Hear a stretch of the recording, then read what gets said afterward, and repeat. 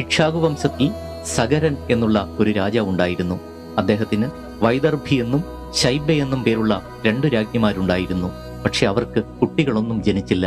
പുത്രന്മാരൊന്നും ജനിക്കാത്തതുകൊണ്ട് രാജാവ് ഏറെ ദുഃഖിതനായി തീർന്നു.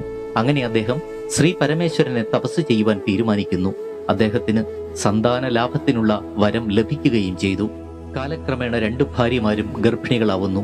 ശൈബ്യ യഥാസമയം ദേവരൂപിയായ ഒരു പുത്രനെ പ്രസവിച്ചു. പക്ഷേ വൈദർഭി ഒരു മാംസപിണ്ഡത്തെയാണ് പ്രസവിച്ചത്.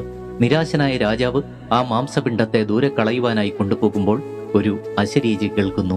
രാജാവേ, അങ്ങ് ഈ സാഹസം ചെയ്യരുതേ. ആ മാംസപിണ്ഡത്തെ കളയരുതേ. ഈ മാംസപിണ്ഡത്തെ ചെറു കഷണങ്ങളാക്കി ഛേദിച്ച് നെയ്ക്കുടങ്ങളിൽ സൂക്ഷിച്ചു വയ്ക്കുക. അവയിൽ നിന്നും അങ്ങേക്ക് 60,000 പുത്രന്മാർ ജനിക്കുന്നതാണ്. രാജാവിന് ഏറെ സന്തോഷമായി. രാജാവ് അപ്രകാരം തന്നെ ചെയ്തു. മാംസപിണ്ഡം മുറിച്ച് ഓരോ കഷണങ്ങൾ ശ്രദ്ധയോടെ ഓരോ കുടങ്ങളിൽ സൂക്ഷിച്ചു വെച്ചു.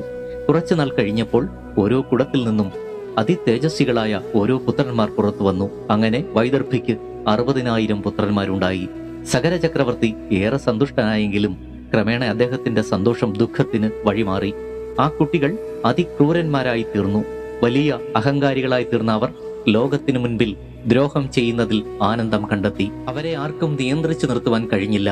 മനുഷ്യരെയെല്ലാം അവർ വധിക്കുവാൻ തുടങ്ങിയപ്പോൾ ദേവന്മാർ ബ്രഹ്മാവിന്റെ അടുത്ത് ചെന്ന് സങ്കടം ഉണർത്തിച്ചു. ബ്രഹ്മാവ് ഇപ്രകാരം പറഞ്ഞു: നിങ്ങൾ ഒട്ടും തന്നെ വിഷമിക്കേണ്ടതില്ല. അവരെല്ലാം സ്വന്തം പ്രവൃത്തികൾ കൊണ്ട് നശിക്കുന്നതാണ്. ആ സമയം അടുത്തിരിക്കുന്നു. അങ്ങനെ ദേവന്മാർ സമാധാനമായി മടങ്ങി. അക്കാലത്താണ് സഗര മഹാരാജാവ് ഒരു അശ്വമേധം നടത്തുവാൻ തീർച്ചപ്പെടുത്തിയത്. 60,000 പുത്രന്മാരുടെ രക്ഷയിൽ യാഗാശ്വത്തെ ഭൂമിയിൽ ചുറ്റുവാൻ വിട്ടു.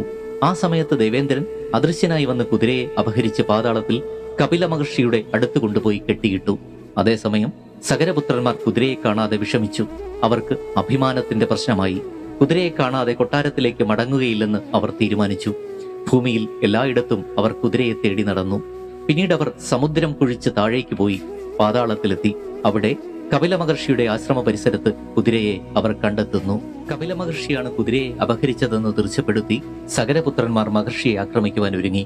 ക്രുദ്ധനായ മഹർഷി തന്റെ പുരികം ചുളിച്ച് വികൃത ദൃഷ്ടിയോടെ തന്റെ തേജസ് അവരിൽ വീശി. ആ ക്ഷണം തന്നെ സഗരപുത്രന്മാരെല്ലാം ഭസ്മമായി തീർന്നു.